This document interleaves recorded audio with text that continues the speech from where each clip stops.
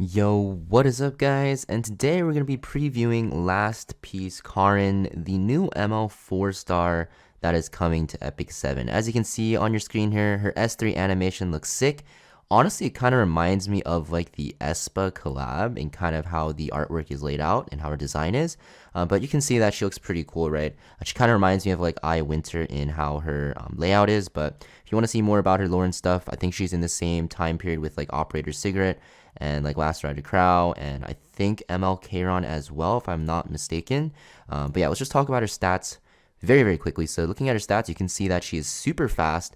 She actually has a ton of crit chance and another unit with a crit chance imprint concentration.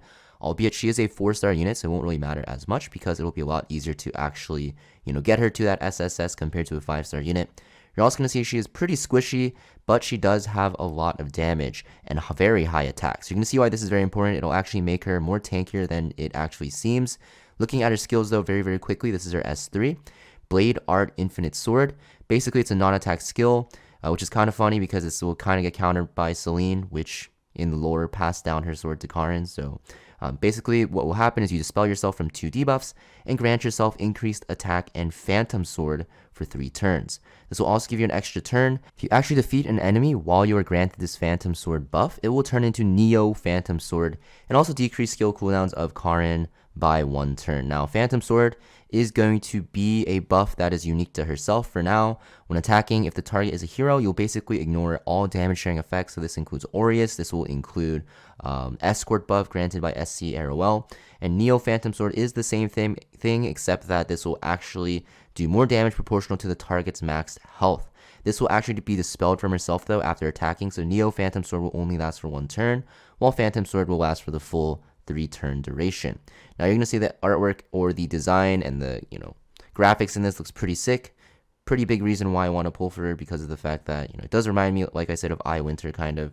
But you're going to see this buff looks very powerful because of the damage it does. So you're going to see, with this Phantom Sword buff, when you're ignoring Arrowell's Escort, you can do 19k damage to a Aiden, which is very cool. You're probably wondering what if she dodges. Don't worry guys, the reason why it doesn't matter is because of her S2. So her S2 is going to be a single target attack that hits very hard. This will actually give her stealth and barrier for 3 turns, making her a lot more tankier.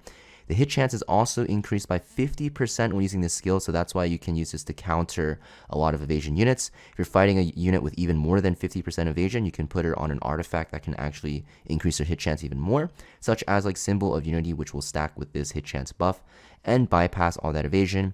And this damage will scale with her speed, and also the barrier will scale with her attacks.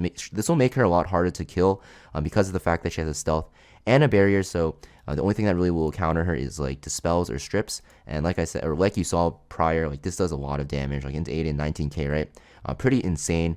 So very good, and this was without that vigor buff from the Conquer Ilias.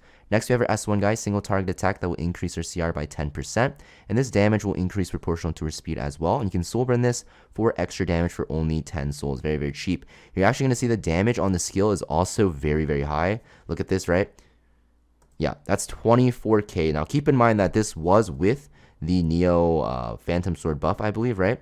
Yes, it was. So, because APOC Ravi has a lot of HP, this will do more damage, but still crazy amount of damage. Yeah, this unit looks pretty fun to use. I don't recommend using your pity for her because it's not really worth it. But if you are pulling on the next banner and you do happen to pull ML KARIN, or you get her later on from a random summon, just keep in mind she'll be a very fun unit to use, and she looks pretty strong if you have the right setup. She only really gets countered by like unbuffable and dispels like Angel of Light and stuff like that, so you have to be careful about that. And she seems pretty weak to cleave as well.